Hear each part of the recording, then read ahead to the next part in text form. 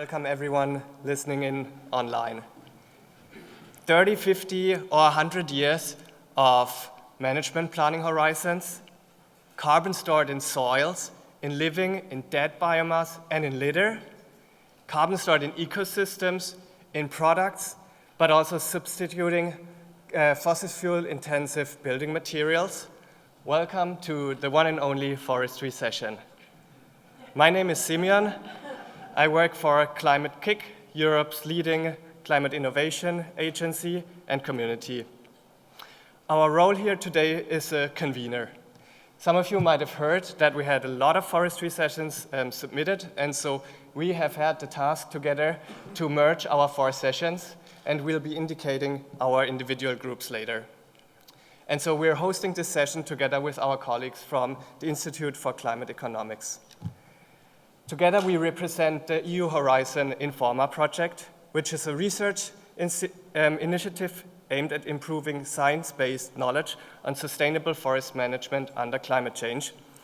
And this aligns perfectly with today's session. Leading up to this session over the previous months, we have conducted 3 expert-led focus groups on carbon certification. And we have collected and gathered voices from practitioners across the carbon, product, and value chains. We have brought our conclusions for this session today and are happy to present them to you. We also invite you to stay in the loop, as we will have 3 more focus group discussions coming up on carbon innovation. So please scan the QR code and look out for our invitation and for more information to follow. Today's session is less about theory, but more about shaping the future of forest carbon markets. Our aim is to provide recommendations for practitioners, decision makers, and eventually to improve the CRCF. It's going to be a very dynamic session. You see the panel is full, so we'll be swift in moving microphones and exchanging our speaker contributions. And we're looking together for the low-hanging forest fruits. So what are the unrealized opportunities for forest-based carbon removals? What are the challenges and the gaps in forest management? How can we increase the impact on carbon, but also on what we often call the co-benefits? We have structured the session in 3 parts, and we will have 4 short contributions for each of these parts. The first one is about the diversity of forest management. So what are the current, but also what are the practices that are more needed? What are the challenges on the ground, and what are the lessons that we have already learned? The second part will be on ensuring high-integrity forest carbon credits. So how can we optimize the certification criteria? And the third part then is on the demand side. What does it take to actually build a strong business case for forest carbon credits? And then we will have sufficient time for your questions and an open discussion. We were trying to set up the Mentimeter. It should be the same code as before. Let's see if that works. So we invite you to submit your question throughout the session, but we'll also have the microphones ready later.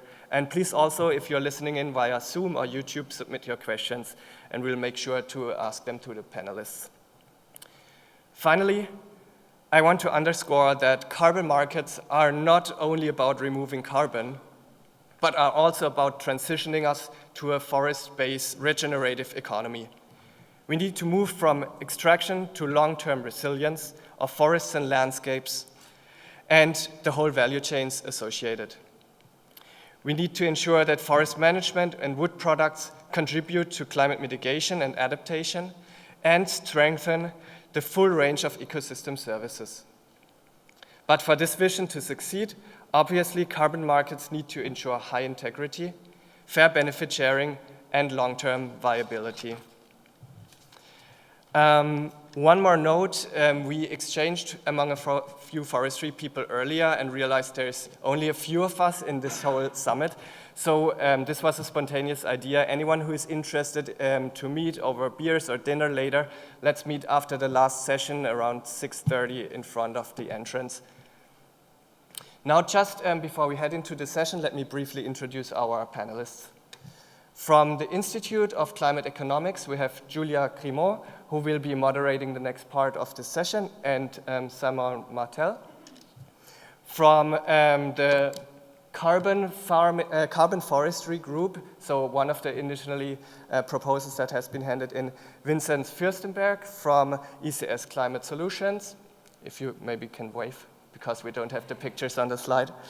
Thomas Lundmark from Carbon Capture Company, and Klaus Kastenhöfer from Caritas.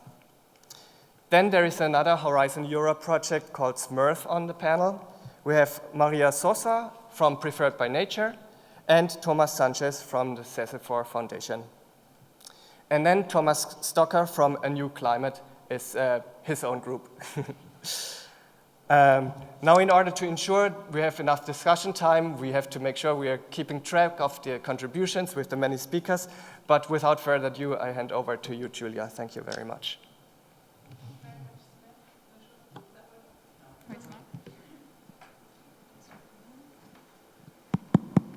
Is that better? Yeah. Okay. So hello, everyone. Very nice to see still quite many people here. So as Simeon said, the idea of this session was really to try and bring forward the forest specificities. We talk a lot about agriculture, discuss carbon farming, and sometimes we don't discuss that much forestry, which have quite specificities. We'll discuss all the specificities within the whole session, and especially I'm thinking long time frame horizons that I think are going to keep us also busy in the discussions. So as Simeon said, we're going to start right away with the first part on finally what is improved forest management, because we have afforestation, which has been presented this morning. That's the first methodologies, but then we'll have what we call improved forest management, improved in terms of carbon. And when we discuss, we realize that for all of us, it does not necessarily mean the same thing. Can be less management, more management, different management. And this is what we're going to discuss in this first session, what actually is improved forest management and what are the examples of what already exists within Europe. So to start the discussion, I'm going to turn first to Thomas Stocker, that will give you an overview of what is the improved forest management practices that he has witnessed already. Well, thank you. Can you hear me correctly? Yeah? More or less? There? Yeah? Perfect. Okay, first of all, thank you for having me here. I'll give you 10 seconds on Anew so you know who you're talking to. We're a global leading environmental commodity company with operations in the US, Canada, and now Europe. We have developed over 100 projects in 2.5 million hectares of land, and we own 700,000 hectares of land in the US with 26,000 improved forest management projects. So we've been doing this for the past 15 years in North America, and now we're talking to European companies to do it over here. Let's start by saying that European forest companies have been doing this for hundreds and hundreds of years. Some have been doing this for 500 plus years. So there's not much really we can tell them in terms of like managing their forests, climate, species, etc. We're learning from them. But they've been doing these projects basically to maximize for timber production. And what we bring to the table is carbon plus timber. So in order to do that, for Europe to be able to meet its 310 million target by 2030, the forest sector is the only one that can provide the amount of removals as fast as needed. The rest are going to take longer. There are three main practices for the forestry sector to do this: extended rotation, reduced impact logging, and log to protected. Extended rotation is basically, let's say you're in Ireland and you have a Sitka spruce production, and you're harvesting every 40 years. So you extend your harvest to 50 years. That difference are removal credits. Then you need to maintain that forest stock, and you can only harvest growth. The second one is reduced impact logging. Basically, instead of doing clear cuts, you go to a forest asset and tell them to select tree harvesting to maintain a constant forest cover, and you need to harvest less than you were harvesting before to generate those carbon credits. It's very good for biodiversity as well. The last one is log to protected. Pretty simple, right? You grab an asset and you say not to harvest anymore. But you can say like, hey, you said carbon plus timber. What's the timber there? Well, if a forest company has, let's say, 100,000 hectares, and they decide to put aside 10 for this, in the overall, they're doing carbon plus timber. And I'll stop there. Thank you. Thank you very much, Thomas. We're going to keep this overview of practices for you to illustrate really what it can look like. So I'm going to turn now to Vincent. They're going to also tell us what has been implemented in Sweden and Austria, especially in terms of practices. Yes, maybe. Thank you. Excellent. Yes, I'm here to give you some insights of what we have discovered in our IFM projects that are already running in Sweden and Austria. So behind me you can see two different forests. On the left side you can see a monocultural, even-aged spruce stand. On the right side you can see a mixed forest with different tree species and tree generations all in one spot. And now the interesting part is that both of these two different ecosystems, they're right next to each other actually. They're within 300 meters from each other. They're from the same stretch of larger forest. They have the same stand conditions, so altitude, soil, even exposition, but they have different owners, which means they have a different management and they have a different management history. So why am I telling you this? For both our Swedish colleagues and for us with our Austrian methodology, it was one of the main challenges to deal with the high complexity and diversity of our forests. In Sweden, you have complexity on a landscape level between a mosaic of stands. In Austria, you will find complexity and diversity within stands even. And the closer to nature we manage our stands, the more complexity we get. Now, if you look at these two different ecosystems, they are quite different already. They will behave in a very different way in the future. So if a standardized local regional baseline would treat them in a similar way, that would cause several problems. It will create winners and losers. It might even create greenwashing problems. So what to do? The bad news is that in our finding, there's not one size-fits-all solution when it comes to grown forests. The good news is that the center of our focus of our IFM projects, the above-ground biomass, the trees, they stick around for a long time. We know a lot about them. We can measure them. Both of our countries, Sweden and Austria, we have a long tradition of management, monitoring, reporting systems in place. So do many of our neighboring countries, which means that we have a large chunk of our country's forests that have excellent on-the-ground, often third-party reviewed data already in place. And this is what we mean by low-hanging tree fruit. These forests, we're talking about a significant stretch surface of European forests that have excellent third-party reviewed data on the ground. These forests, these are the low-hanging fruit for IFM, for our climate, and we have to make use of them. Of course, methodology, a good methodology that wants to use this excellent on-the-ground data in a project-based setup also has to avoid the potential dangers of project-based baselines like gaming and manipulation of data.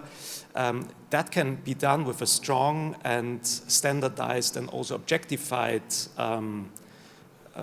approach, which my colleague Professor Lundmark will go into detail later. My main takeaway message for you is that we have good existing data and we should definitely work with that and build on that for the forests that provide this data. We cannot treat these forests the same way that we treat the forests we know nothing about. So if we want to produce high quality carbon credits, removal credits that our buyers will want to buy, if we want to achieve swift and stark climate impact, we have to make use of those existing high quality data structures. Thank you. Thank you very much, Vincent.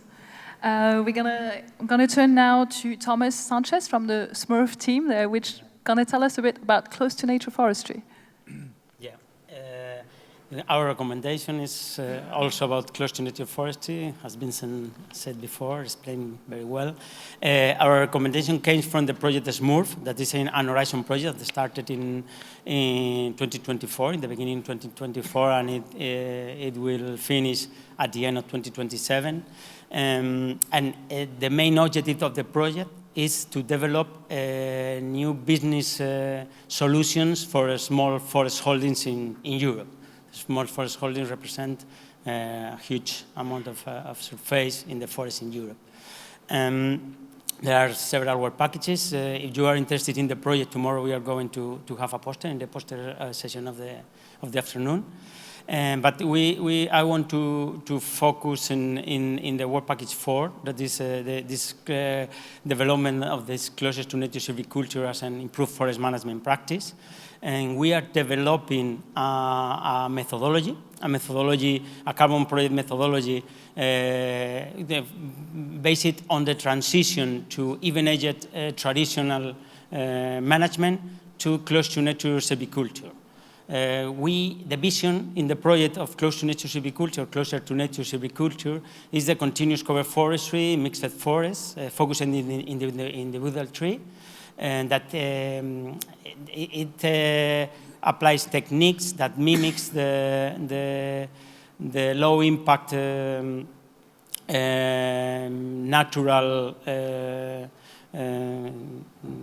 natural impacts in the forest, and we apply a vision of the with economic and productive orientation, but taking into consideration and including the conservation of biodiversity and a vision of a part of climate change adaptation. We are focusing in this climate change adaptation with low periodic rotation of intervention, with low intensity cuttings, and we also take into account the landscape and other ecosystem services. So our recommendation is this methodology, focusing in this.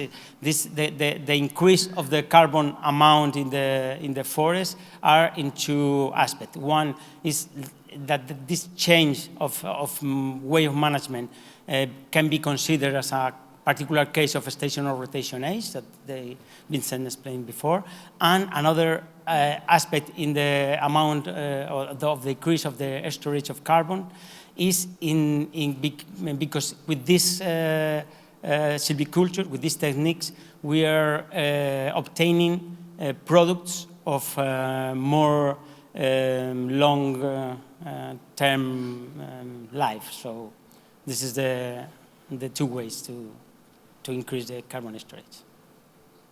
Thank you very much, Thomas. I'm going to turn now to Simon, who's going to tell a bit more about another Horizon project and also what's been happening in France on those topics. Thank you, Julia. So first of all, I want to say that I'm speaking from two different perspectives. First, from my organization, I4C, which is the Institute for Climate Economics, a non-profit organization, and we have been involved in the development and the creation of the label Bas Carbone in France years ago. And then I will, as it was already said, I4C was involved in the Informa project, where we have conducted a review on existing improved forest management methodology, and where we have also facilitated a focus group the last months, and some of the recommendations are coming from this focus group. So first, my first point is that there is a huge diversity of practices when we are talking about improved forest management in Europe. We have seen it in our review. To give you some really concrete example, there are extension of rotation age projects in Northern Europe. In France, there is a afforestation project, but also a restoration project after extreme events, such as storms, diebacks, or fires. In Spain, there are already projects that are implementing a shift in the management to lower the fire risk. And there are plenty of other examples. And they are very diverse, and for each of them, the eligibility criteria, the time frame of assessment, the MRV system are really different. So my point is that there is no one-size-fits-all methodology for improved forest management in Europe. But there is a huge potential. The very recent report from the Scientific Advisory Board for Climate Change in Europe states that there is a potential of between 60 and 80 million tons of CO2 per year with IFM project, which is huge, and with one of the most affordable costs among the different removals that were assessed in this report. So we have a huge potential. And my second point is the time frame, which is very specific for forestry. So when implementing these practices, you can have kind of a discrepancy in the implementation of the practices depending on the horizon you are, the time horizon you are looking at. For example, it may be appropriated to do thinnings in some stands that are vulnerable and overcapitalized. If you do that in the short term, 10, 20 years, then you reduce the carbon stocks. But in the long term, maybe 30, 40, 50 years, you have a positive impact. So what's the best horizon to assess the different practices?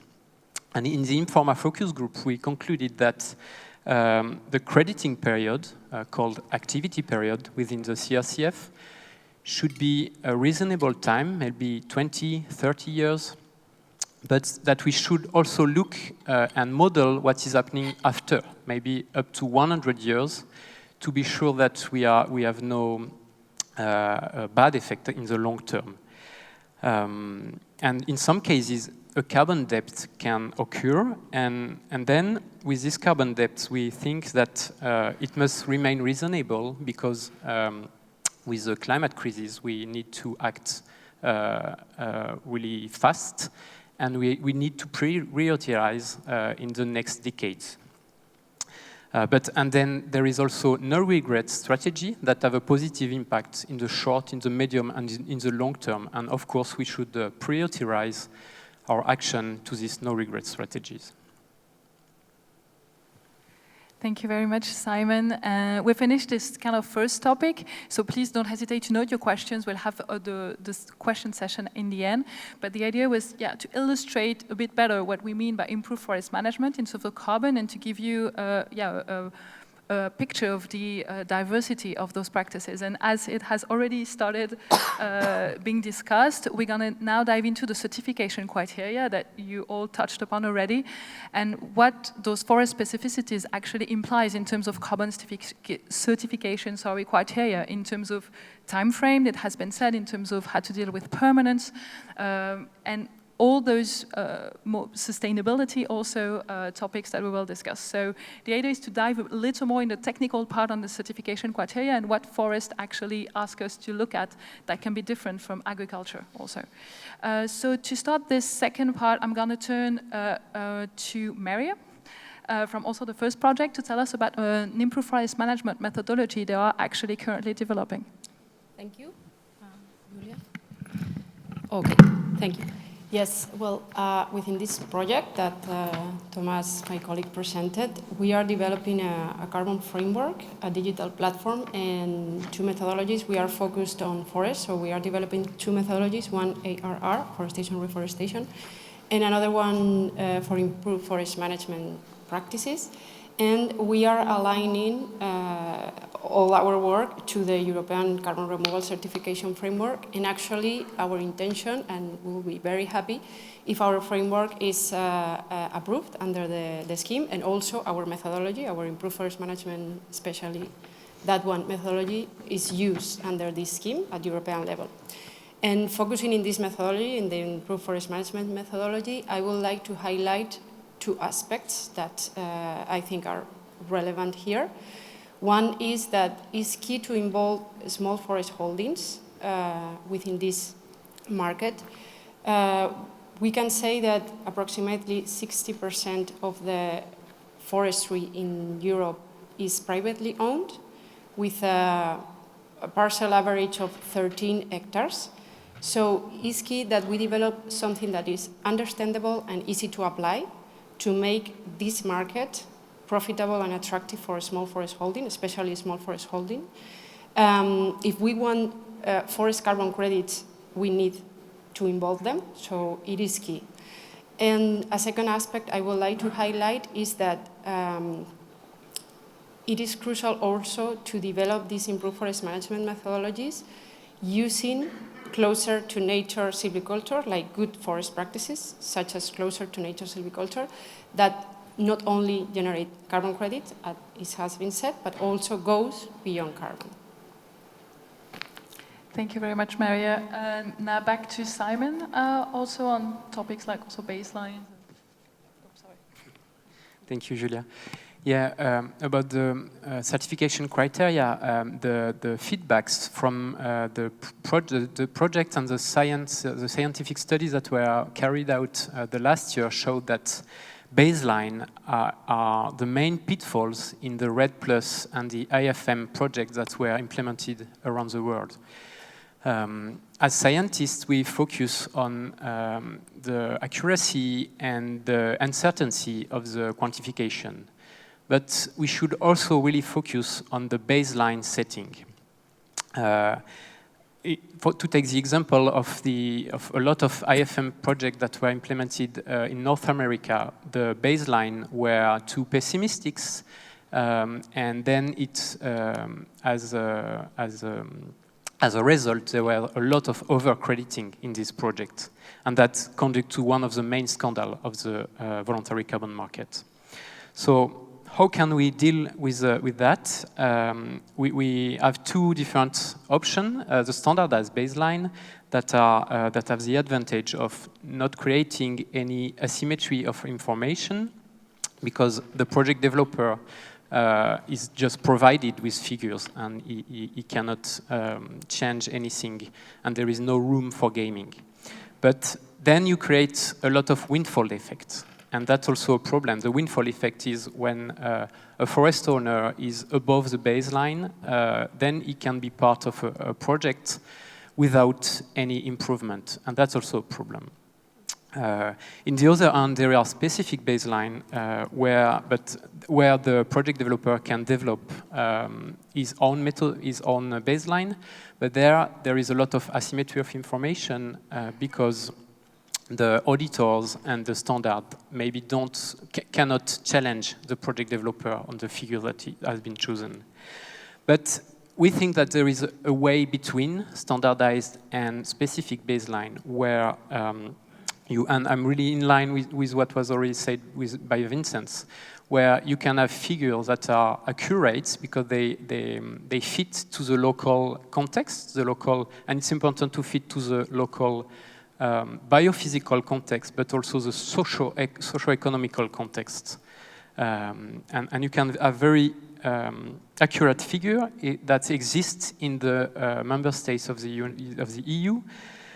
And then you can also provide the project developer with the data set and the models that have to be used to build this methodology. So there is no room for gaming with taking figures that are not validated.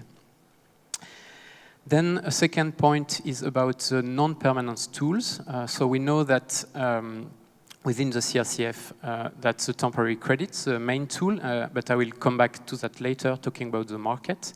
But there is also the buffers. And the buffers, an important point is that we need to load them accordingly to the climate change impact on forests. We know that we are going to have a lot of reduced growth, a lot of mortality in forests, and that's why we should have very conservative buffers to foresee the impacts of the climate change on forests. Thank you. Thank you very much, Simon. I think I'm going to turn now again to Thomas, and then I'll get back to the other Thomas afterwards, to Thomas Stocker, to you, to Thomas Stocker, on the topic of baselines and of maybe the idea of those dynamic baselines that have been discussed already. Perfect. Can you hear me? Yeah? Perfect. So I'm going to go to the basics. Baselines are the key for improved forest management projects. If the baseline is not set properly, then the rest doesn't make absolute sense. How do you set a baseline? It's based on historical management practices, legal requirements, forest management plans, and another simple stuff. So right now, the discussion in the improved forest management industry is whether we remain static or go dynamic. What's a static baseline? A static baseline is when you set a baseline at a project level based on what happened in that particular asset, in its history, in its management plan, in its legal requirements, and anything they do beyond that is considered additional, and they can create carbon credits. So there's a bit of a problem in that as well, and like we learned through time, there's a little bit of a problem with that. Like, let's say I have an asset, and I have decided to do a carbon project, but then timber market crashed, like it really went down. So at that moment, nobody decides to sell their timber. And I'm creating carbon credits here. Somebody else is also generating removals at the same time. Is that a valid carbon credit? So you can say, okay, then the removal is not really happening at the same time, so no. Okay. However, at one point in time, because I entered a project here, this person is going to decide to harvest, and I won't, because I'm in the project. So now I have conservation credits instead of removal credits. So there's still credits, it just doesn't have the same type of category. Like removals are priced much better. A conservation credit is really an ex-post removal, but I won't enter into details on that. You can ask me after or talk after, because if not, I cannot do the 4 minutes. They're simple, so it's very much more easy to standardize, but it comes with those issues. So once we realize that those issues are happening, we start to talk about dynamic baselines. And the two main approaches on dynamic baselines are being created by Vera and by ACR in the US. So Vera's approach is saying, okay, let's compare, let's say Sweden. Let's compare what's happening in my asset in the south of Sweden with the entire Sweden. And how do they do that? Okay, I have forest inventory plots throughout the country. First, you really need to have a very solid national forest inventory that not every European country has. You have that in Sweden, you have that in Finland. You don't have it in the Mediterranean Peninsula. You don't have that in Eastern Europe. So there's already some restrictions over there. Second problem, I have my asset in the south, and I'm comparing with national. So let's say I have an asset in the north. A timber mill closes in the north. These people are not going to get harvesting just because they can't sell it, right? But my asset in the south is is having problems with those credits. He's not generating credits on something that they should be generating credits because they're not directly affected by that. So what Anew created in the US under ACR 2.1 methodology saying, okay, we need to compare it with a market scenario, and we always believe in constant improvement and stuff. But instead of comparing with like national, let's do a 400-kilometer radius on where my asset lies, having mills in there, find a twin. A twin is another asset that has the same species, management plan, a type of property, because it's not the same being a public landowner than a private landowner. It's not the same being a forest company than an individual landowner. Like the whole motivation to harvest changes. So once you have that, you need to put a high-tech MRV on top. We developed Epoch for that. You have machine learning, AI, LiDAR, satellite monitoring, a lot of stuff. And you are able to compare year by year what's happening. Problem? More expensive. So you cannot do it everywhere. But it is an improvement for some assets. And I leave it there. Again, any question, happy to discuss, but this can go on for a long time. Thank you very much, Thomas. I'm going to turn to Thomas Lundmark then, also on the topic of baselines. Okay, thank you. I think we have now heard quite a lot about baselines, and I will continue a little bit on that route. But first, perhaps we should remind ourselves why we are discussing this. And I think it has to do with the need of strict requirements for quality and integrity that must be met if we really want to have, well, good carbon credits from the forest sector. And the baseline has to be strong, of course, otherwise we can't confirm a real and additional carbon removal. And I think that we have already heard that there are several approaches to this, and it will depend on where you are in Europe, and I think we will see that this you can say that this difference will remain for quite a while, because we have so different conditions in different countries. But the EU CRCF, they still suggest a standardized regional baseline approach. And I think that the practical experience from countries like Austria, Sweden, and other forested countries with a long tradition of forest management, they show that the project-based approach can be much more effective. And Vincent Fürstenberg, he already mentioned that we have lots of high-quality data, and we have existing forest management plans that can provide us with reliable data-driven baselines without any extra administrative burden for the landowners. And we will use trusted data that the landowners already are familiar to work with. I think this is quite important. And this can also ensure that when we talk about carbon removals in forestry, we have the option of actually talking about real removals where a ton is a ton. A removed ton from the atmosphere is actually the one that can be credited. In Sweden and Austria, we already use forest management plans to establish baselines. Sweden, we apply a net present value maximization approach considering market, as the former Thomas said, the market and costs and incomes and regulations in the region where you're active. In Austria, they have developed an automated model, if you call it that, to reduce risk for manipulation. But both these approaches really ensures fairness and credibility, according to my opinion.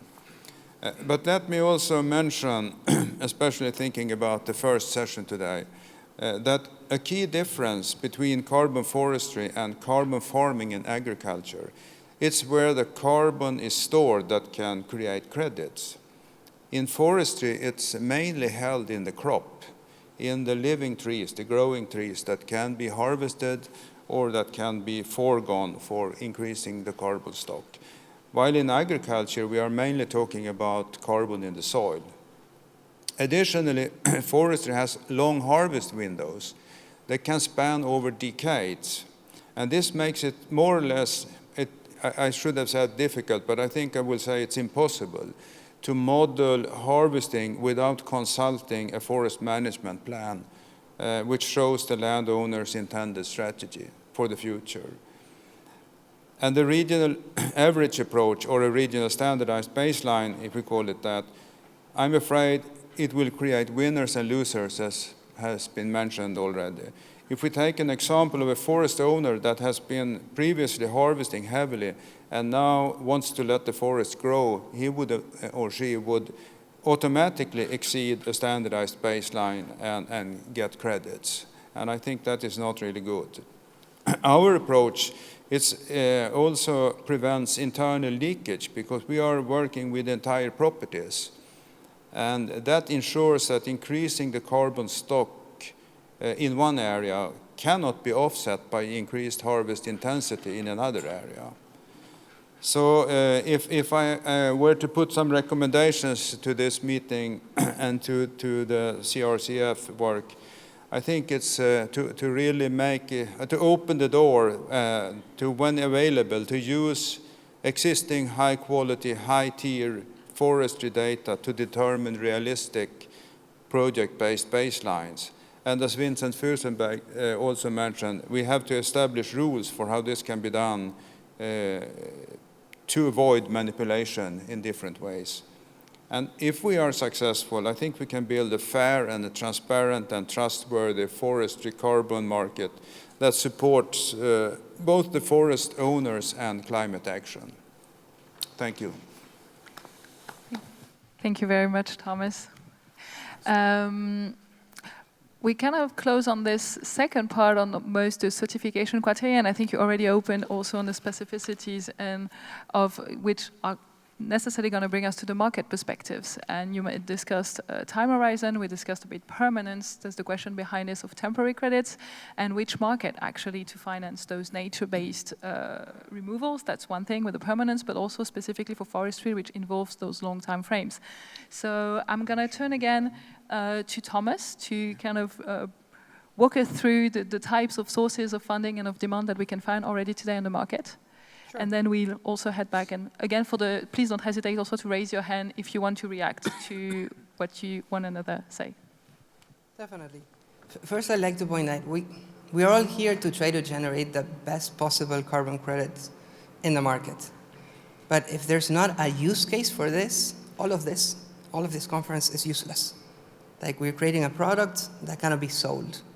So that's super important. I'm going to go into specifics of why and legislation that is happening along in Europe. Carbon credits are not a right to emit. They're not a license to pollute. They're a flexibility mechanism in the path to net zero to help companies decarbonize.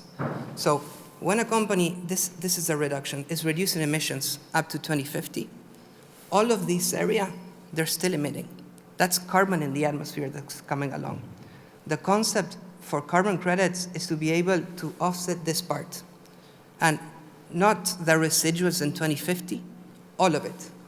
Actually, by not telling companies to use carbon credits for this, you're granting them a license to emit, which is exactly the opposite that has been discussed all the time. So with that, two main markets, voluntary markets, compliance markets. In voluntary markets, for Europe, we need clear demand signals. Right now, we have the Green Claims Directive that's going into trialogues right now. They're being discussed, the use of carbon credits within the sole mechanism, and it's really important to give it a use. Again, if not, all of this doesn't make sense. We need companies to be able to use it for offsetted, and we need companies to be able to use it throughout the process into the 2050. And we need both permanent removals, we need temporary removals, we need everything, right? Some stuff has biodiversity, other is sustainable timber, the other one is more permanent. Great, we need it all, and we need it fast, so we don't have time. Okay, going into compliance markets. Right now, the EU is talking about integrating permanent removals into the EU ETS, which is great. That is going to provide a flexibility mechanism for hard-to-abate sectors while the CBAM takes out of the allowances. But what about forestry credits? Why aren't they in there? So you have California has been using them for decades, and it hasn't been an issue. In the end, you're comparing a carbon credit versus a piece of paper that's an allowance, which is basically a right to emit and pay me. Let's say you don't want to do it because of permanence, right? The other one should be a reduction once all of the free emissions are out in the EU ETS, because right now, if you have a free emission, it's not happening. What about a land-based ETS? Land-based ETS, same permanence, you have all sectors, whoever's emitting has to purchase from whoever's going above and beyond their legal threshold that they have to do. That's an alternative as well. Look, in Anew, we have sold more than 200 million credits. We have been developing improved forest management projects for the past 15 years, improving our standards. It's the 6th standard level that we wrote. We sold 1 million credits to Microsoft like a year. That's public. And all of these companies are asking us for projects in Europe. And Europe has a unique opportunity right now to learn from the 15 years of experience that the US has been doing and create a way better standard. So go above and beyond. Forestry in Europe has been done like 5 more times in like time scale than in the US. If it's done here, it can be done better, and we need to do it now. Thank you. Thank you. Thank you very much, Thomas. I'm turning to Klaus now, who's going to tell us about what you do with Caritas in terms of market. Yeah, thanks a lot, Julia, and hello, everybody. I know just a new face, a new perspective, but I think it's not going to be too difficult to follow the whole picture of all of us, but that you get a complete mosaic in the end, a 360 degrees perspective of different views, how we can move this scaling up of carbon removals forward. And I would like first to give a short impression why the Caritas is engaged in this topic, because it's not viewed naturally for a social organization to be engaged in ecological issues. And second, the Caritas has been a buyer of carbon credits in the past. We spent some 70,000 euros in the last year on carbon credits, and I will give a buyer perspective because a market like Christian Holzleitner mentioned in the first session only exists if there's a product and a buyer, and a lot of both in the optimum perspective. So the Caritas is a church-affiliated organization, and this is one important reason why we act in this field. The church in Austria is managing forest since centuries in a sustainable way. And this new climate crisis brings new aspects to managing forests in Austria. We need to do it in a high quality way like we used in the view of timber production and sustainability in the past. So we need to scrutinize all the projects out there in order to find those which are in line with this long time scale the church is relying on in its work. This is one of the reasons. And the second reason is that the Caritas is on the forefront when it comes to feeling the social impacts of climate crisis. It is with the young people in poor income families who are risking to drop out of the educational systems because they cannot sleep at night in the summer when it's too hot in Austria and cannot pay enough, how do you say, if you're in school the next day and you are totally tired, you are risking your educational life. And this is something that Caritas experiences with its clients. And the same goes with old people in the rural areas where medication doesn't work as it did in the past, because medication was done for a specific frame of climate. So if it's too hot, medication might be too weak or too strong, and people are suffering. And this is the second reason why the Caritas is engaged in this field.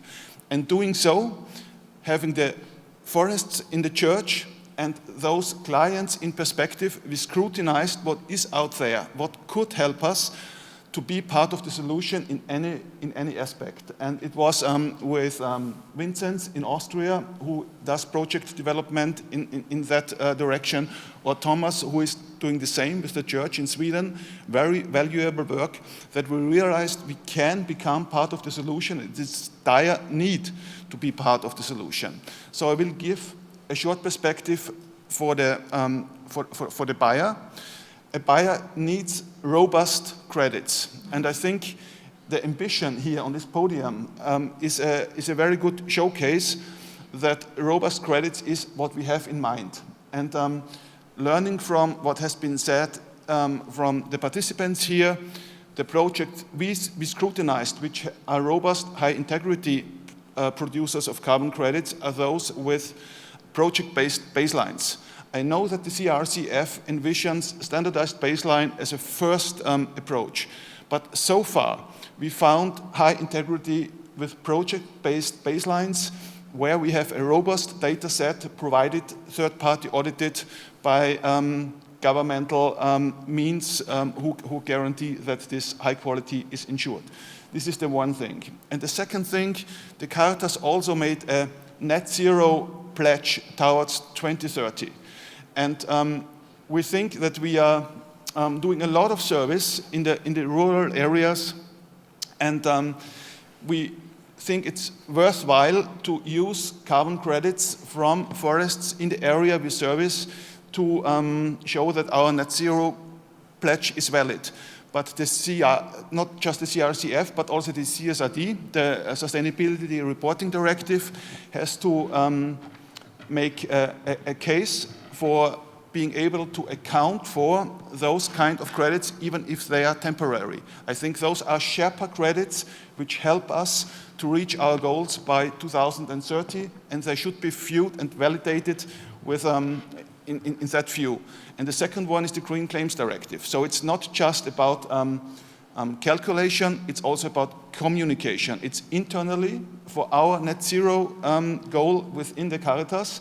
If we can't use temporary credits in that direction, it's going to make our life very difficult.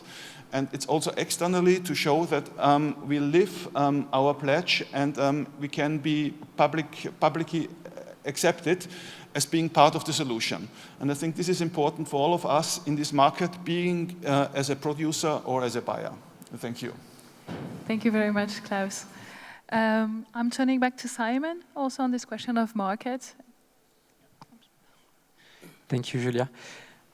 Yeah, when talking about market, we can discuss about the use cases for the CRCF. We already talk a lot about the voluntary carbon market, but as it was explained by Christian this morning, that's not the unique use cases. But for forestry, we are still struggling to see clear use cases. For example, we are talking a lot about the agri-food industry that need to reduce their scope 3, where they have a lot of emission in the farms.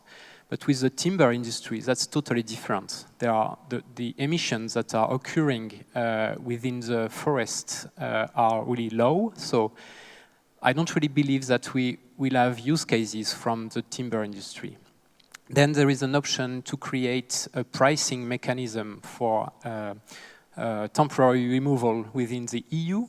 There are discussions to create an ag ETS, for example, but we are not sure at all that forestry will be in this system because in terms of policies that will be maybe hard to make the farmer to pay for the removal done by the forester. But anyway, so we don't have clear view from these use cases.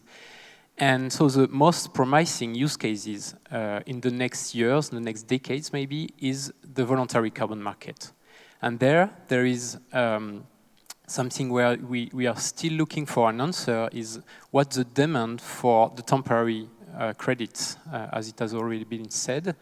What is in the regulation of the CRCF regulation, the temporary credit, we make the assumption that after the monitoring period, the carbon is released. And that's something totally new in the market. That's something totally different from the existing standard. And the only case where we had that was with the CDM, the forest CDM project years ago. And that was a total failure in terms of market because no company bought these credits. So there are a lot of the nature-based solution provider are worried, and we are still looking for a way out to have demand for this temporary credit. One option for a way out could be, so as it has been said, it's probably in other regulation like the green claim, like the CSRD, and we believe that it has to be clearly stated which kind of claim can a company make when they are buying temporary credit to reassure them that they can invest money in this temporary credit that, of course, embed a lot of co-benefits in terms of biodiversity and so on. And that could be under contribution claim. That could be a way out. Then another question, another issue for when we are talking about market and forestry certificates is the issue of the time lag for financing.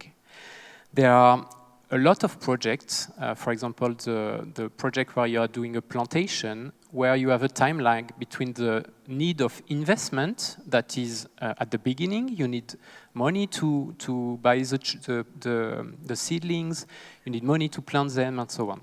And there is a huge time lag between this need of investment and the climate impact that could occur decades after when the trees are growing, and that could take 50, 60, or even more years in Europe. And CRCF has opted for ex-post credits, which is great for the environmental integrity. But then we have to find a clear answer for the upfront financing of these projects. And that's something really specific for forestry, because we need upfront financing for decades. And as far as we know, that's something that does not really exist in Europe. So we are really asking for, there are solutions. But maybe that we know that there are some studies that are being launched by the Commission for the financing of the carbon farming practices. And so our ask is also to tackle this long-term problem and this pre-financing issue for long-term forestry credits. Thank you very much, Simon. And for the last round on this question of market, I'm turning to Thomas and María.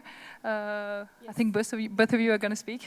I continue about what Simon was saying about these temporary credits that raises doubt in the market, and we have seen in the clean development mechanism in the past. So it is crucial to develop insurance systems, insurance tools that allow us to convert these credits to permanent, such as buffer pools, but also, as it has been done in the voluntary carbon market, and it works, monitor the project every 5 years and showing the world that the project is there and the trees are still growing and they are generating different products and different, well, all the benefits that we say they are generating. And to avoid devaluating forest carbon credits against other typologies of carbon credits, no? And as we have seen, an example is the table that we have on the stage, which is made of wood, and also the walls of this room that are made of wood. All the carbon that has been stored by those trees is still there, the carbon is still there, and unless we burn down this room, the carbon is going to be there. So this carbon is permanent. So we need to learn from what works in the voluntary carbon market, and we need to learn from the past what has not worked, mirror that, and make forest carbon credits stronger. We have talked about robustness, about credibility that are completely necessary for the markets and the demand. But I want to highlight that the carbon projects have an exclusive add value, that is the provision of ecosystem services. And we have talked also about communication. I think we have to put this in the center of the communication. The provision of ecosystem services are more than 100 in ecological, social, spiritual, cultural. There's a lot of ecosystem services around the forest. And I think we can imagine a lot of different futures. I can imagine a future with great technologies that storage the carbon directly from the atmosphere to the ground. We can imagine a future with great machines that avoid the emission of the carbon and the pollution to the atmosphere.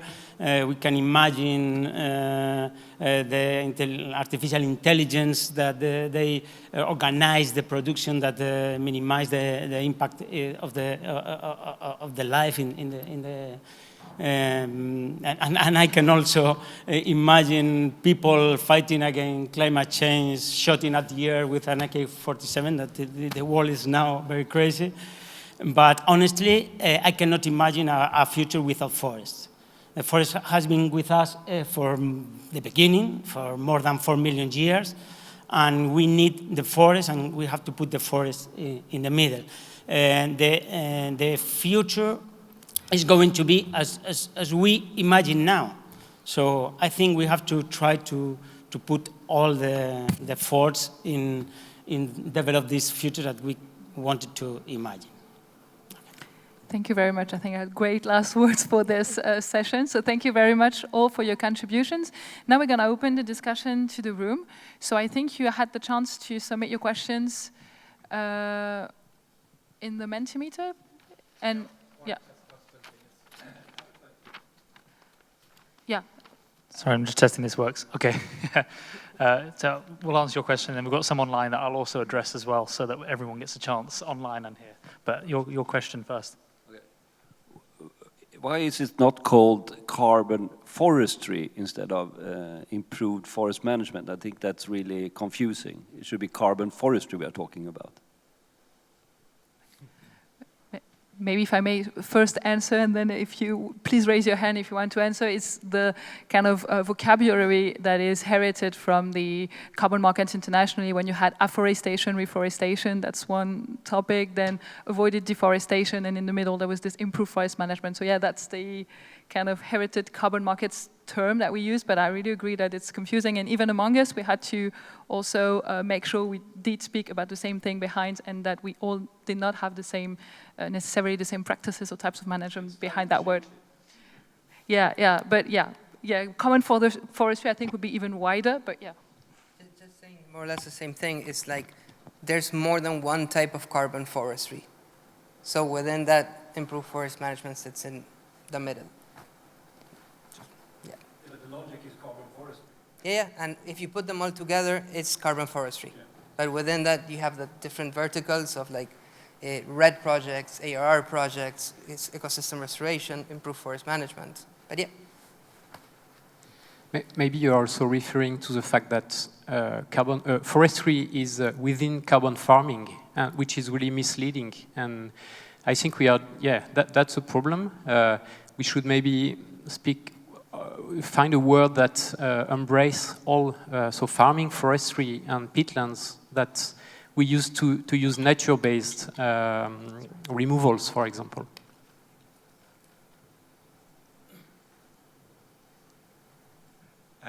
Thank you to the panel for some great discussion. My question is really around credits and the role of the state. Or do the panel see a role for the state in this market? And maybe, Simon, I think maybe in particular you might have views on it. I think in New Zealand, the state played some role initially at setting base market prices. Thank you. Yeah, I don't really know the New Zealand case, but I think they faces also some problems with the link with the regulatory pricing mechanism and the forestry. But that's something that we should, in Europe, that we should study to maybe build a regulatory market, including forestry. That for sure we should look for feedback from there. Maybe just an indirect comment, because I'm not sure we touched upon this later. It's indirectly linked to the role of the state, is the question of compliance demand. And in France, we have, for example, most actually of the demand, I don't have the exact number in mind, from carbon credits from the Label Bas Carbone, which is the French carbon standard, are actually coming from compliance demand from the airline companies. So it's also a way of the state to say, okay, we have to ensure funding to these types of projects, and we do it by forcing the airline companies to actually finance project in Europe and in the case in France. So that's an indirect way to answer also your question on the role of the state. And I think this also can be a way out for these temporary credits, and not just to be submitted to the voluntary market, and the needs and the question of the buyers that we see. There's a lot of question around the claims, etc. This compliance demand can also be one way out. I'll add the potential integration of credits into the EU ETS. That's from the state down. All right, hello. My name is Christopher Bonde. I'm CEO of 1415, a Swedish company. And it's interesting, the headline that just went away, the business cases here, because we meet a lot of customers every week, and they are going to buy those carbon credits. And we are actually delivered to them. It's a co-benefit with biodiversity. So a carbon credit need to push biodiversity into this, and climate adaptation, that's the most important, because we need to find the buyers of those credits. So therefore, this is something that really needs to be integrated in models and methodologies. Otherwise, the buyer won't be there. That's very clear. That's what we see on a weekly basis in Sweden, and even abroad, international on customers. Thanks. I can answer that. Well, just to comment that, I agree with that. And actually, forestry projects, I would say, are the only ones that could do that. So providing biodiversity enhancement, let's say, something like that. Within the project that we are developing, we are also in the process of analyzing different standards related to biodiversity, not specifically the ones that generate biodiversity credits, but other standards that show or that can demonstrate that you are enhancing biodiversity. And we are including in our methodology the quantification, qualification of biodiversity to provide, like with a plus, BioPlus, those credits, because we think this is a way also of differentiating from the rest of carbon credits, that we are providing this added value, this extra added value that forestry have, that Thomas explained. And yeah, I agree with that. We are developing that, and hopefully this is approved under the European framework. Just to add that already exists, by the way. For example, Vera has their climate, community, and biodiversity extra label, and within that you have like simple goal, double goal, triple goal. Triple goal is when you're also doing like protecting a species that is facing extinction. So there's already a lot of stuff being developed that should be brought here. But yeah, I definitely agree, we need to bring it over. Try to use this microphone. I think an interesting component to this is also the biodiversity credits market. There is a range of, I think I'm aware of 20 to 30 initiatives trying to develop biodiversity credits, with the big challenge of, you know, how do we measure biodiversity after all? It's a bit more complex than carbon, I would claim. But then the big advantage is we can learn from the carbon market, but really, does it have to be a different market, or as you say, can we integrate it somehow? I think those are really critical questions. But like in the startup space, there's a lot about developing biodiversity credits as a separate asset right now. Thank you very much. We have another question here, Moritz. Yeah, my name is Moritz Vohrer. I'm independent consultant, but some of you know me still as Director of Forestry at Gold Standard.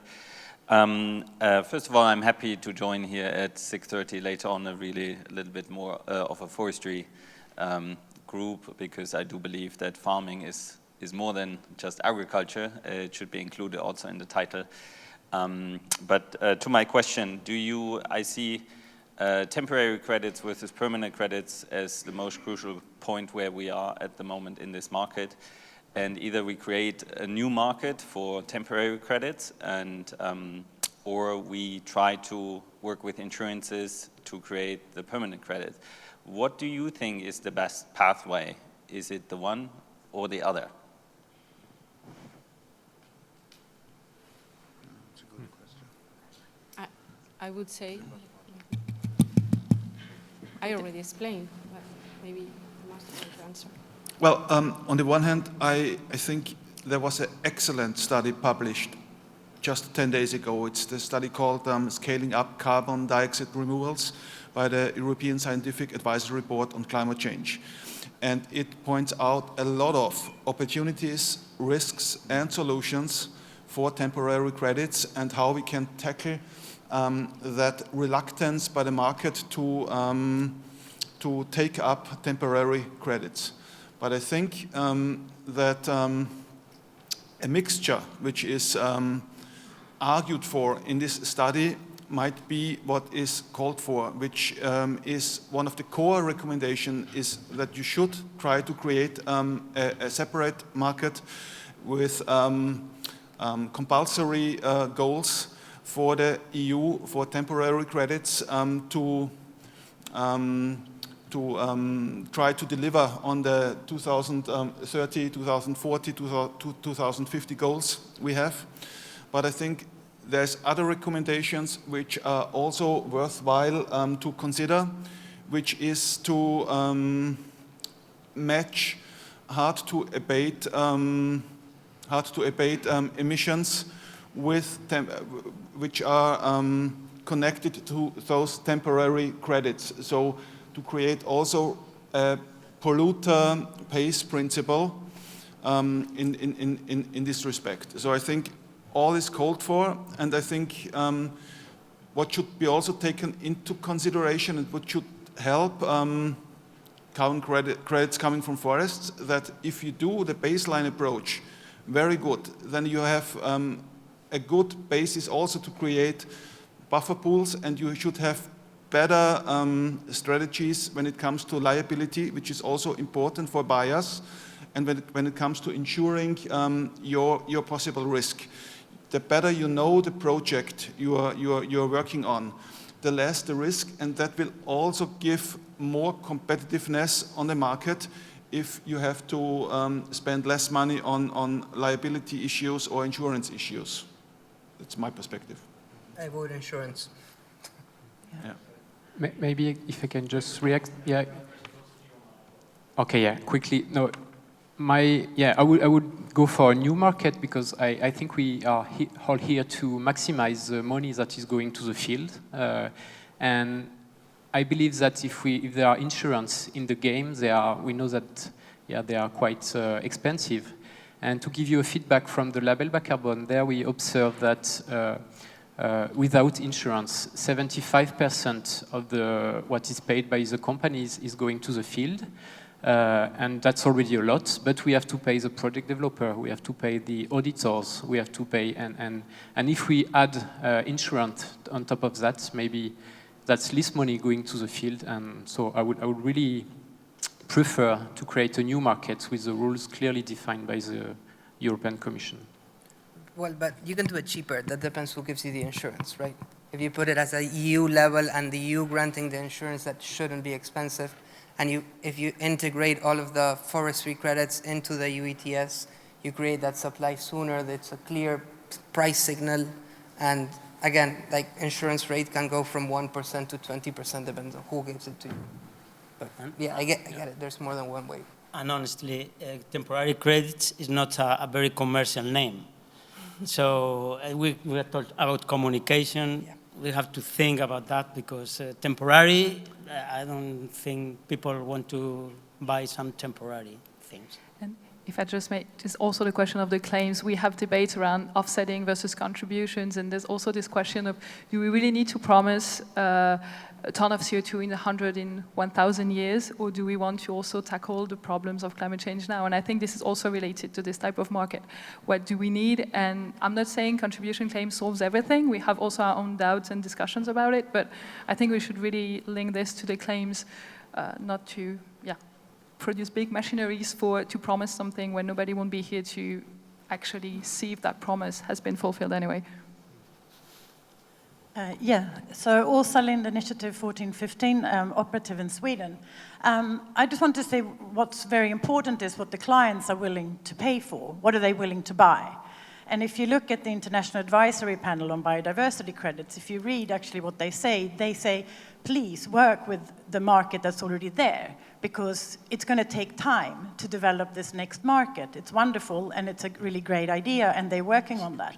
But they see carbon credits with co-benefits. Co-benefit in particular for biodiversity, and you have climate change, and you have a number of things. But they even say that, so please have a look at that. And whether that's called a hybrid or whether that's called a pure credit, it doesn't really matter. What really matters is that the carbon removal certification framework has come to a point where there's enough certainty to go forward with a carbon credit with a co-benefit for biodiversity until we then, have a biodiversity market. So let's not get sidetracked. Let's see what is in place, all this hard work and member states agreeing on things, and we're deep down into the methodologies. We're getting there, so let's work for this carbon credit with biodiversity co-benefit. Let's not get bogged down in not agreeing on small details, because the buyer will buy it if we agree, and we're joining forces to say this works. This is why it works, because we know it works. And the timing, I spent half a day at a seminar at Oxford with the voluntary carbon market, and we discussed permanence and whether it's durability for half that time, and we came to the conclusion that as long as it matters is where we should be. So timing is really not the main question we should be discussing. We should be discussing how to sell this, how to make this work better, because this is the system that's been developed. So, yeah, thank you. Thank you very much. Somebody wants to react? I only want to say that I totally agree. We have to take into account and to put the market in the discussion, in the center of the discussion also, because if not, we are not going to success. Yeah, that's why I'm more concerned on the Green Claims Directive actually happening more than in the CRCF and what's happening. I see progress here, I see people moving. On the other side, it's just too much to the right or to the left, or what's right and what's wrong, and we need something that's simple, doable, and good enough to move along. Yeah, great. Okay, great. We also have some online comments, so that will also be addressed to the panel. So comment online is, how will improved forest management close to nature silviculture projects work in the Mediterranean with the risk of forest fires?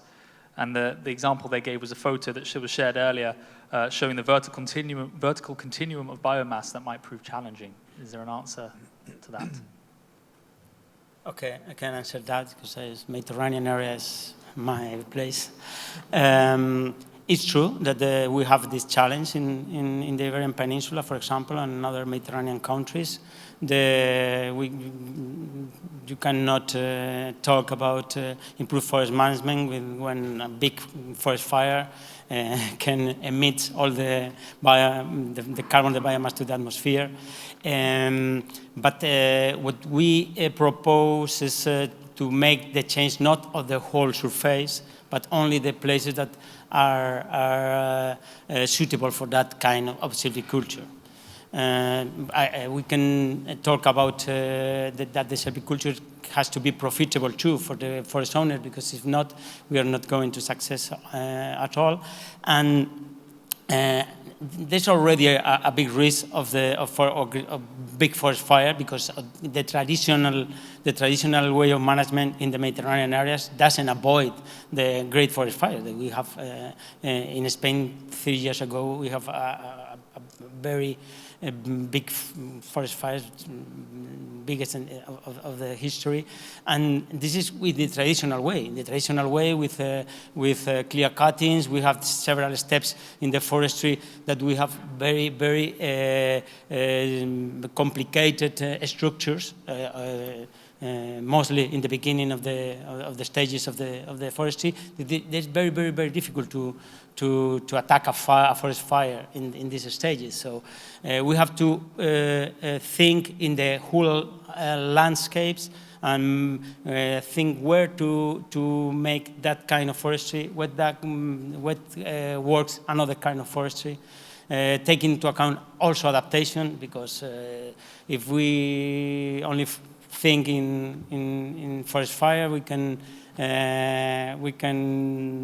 be surprised by the great pest and another kind of risk that we cannot think in the beginning.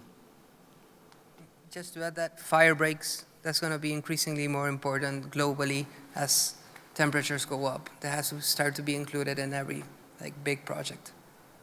It's true, but and in this way, the management is more crucial than ever, because we are going with the high temperatures and high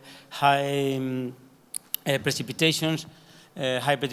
We are going to have more biomass in the forest. And we are already having more biomass in the forest, and we have to manage all the forest to control that before the fire does.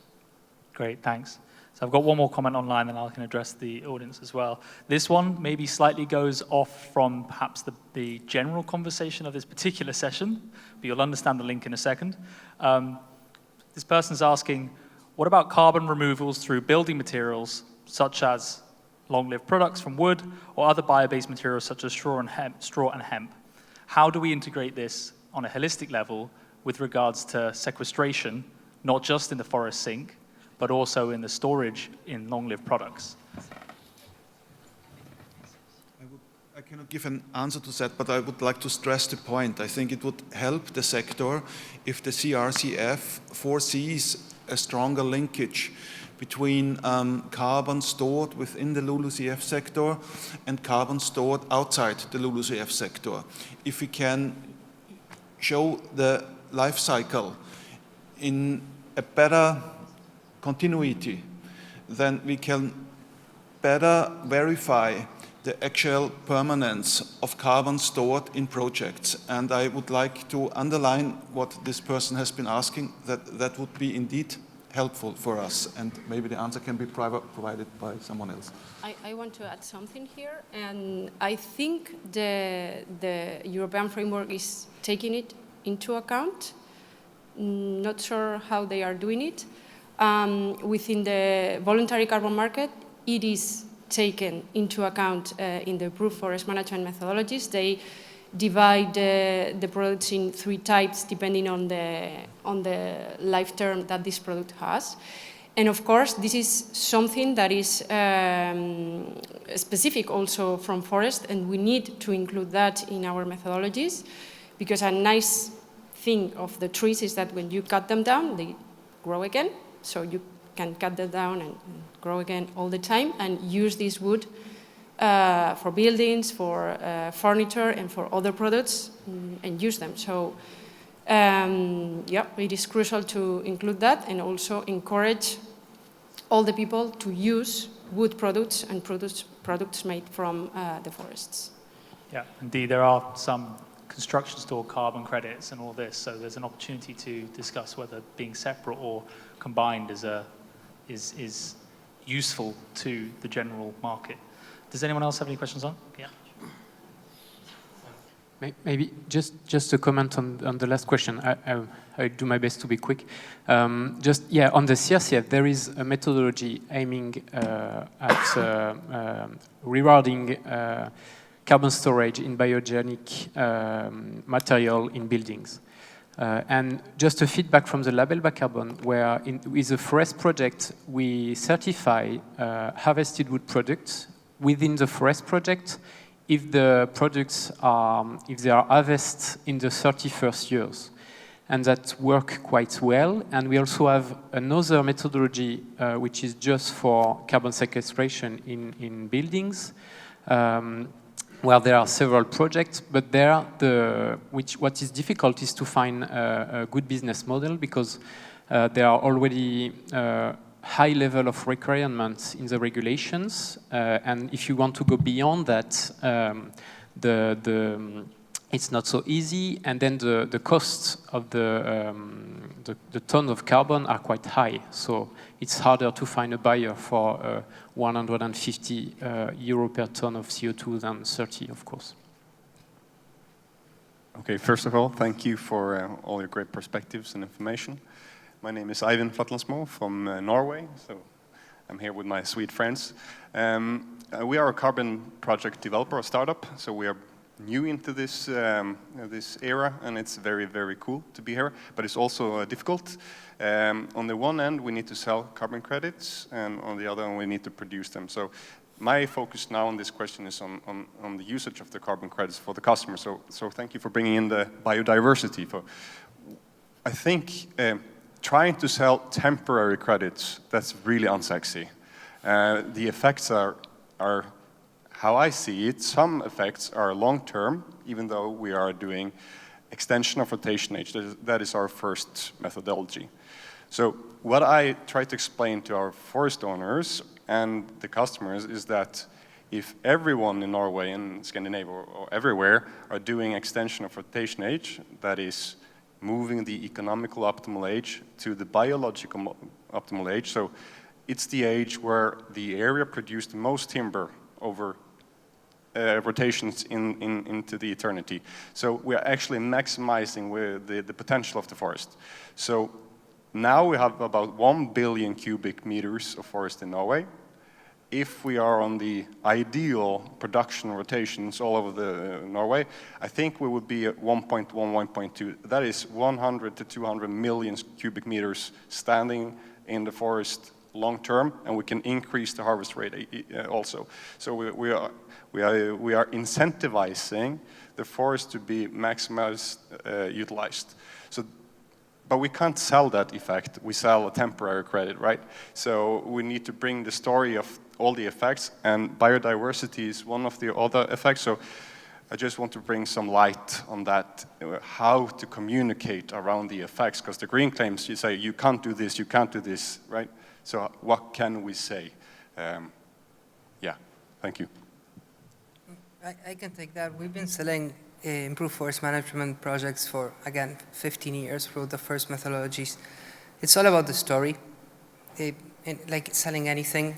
So you need to really be able to explain to your customer what do they need.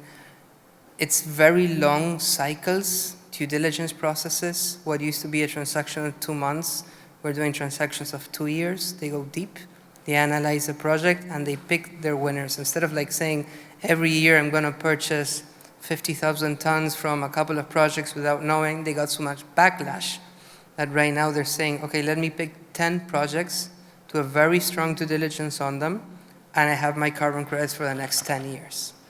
So the whole market approach has to be changed, the sales cycle, the process. Hope it helps. Happy to talk after. Yep. One more question. You had your hand up first. I'll come around.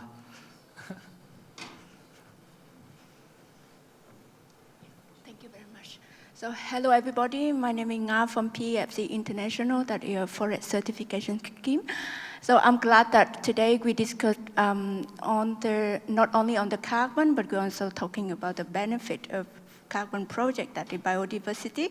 And I would like to share one example of how to communicate the carbon and biodiversity benefit from the forestry project that is in one of our members in PFC Italy. They implement the carbon project under PFC certified forest, and the way they try to communicate those core benefit together is called, the credit is sustainability credit. So that they try to, and then with that they can educate the market that like this credit it not only bring the carbon benefit, but also other core benefits are generated through such a project. So I know that sustainability credit is currently not the term is not regulated under the green claim, but I think the question is how we could use such a term in order to cover different benefits that the forestry carbon project can bring. So, thank you. Yeah, I think this whole talk about sustainability, biodiversity, and so on, this is like one of the key elements where we can really shine as forests. And from my understanding, a good IFM project definitely has a lot to present to a potential buyer. And if I look at conversations we have with interesting buyers, and this includes the Caritas, there's a lot we can show.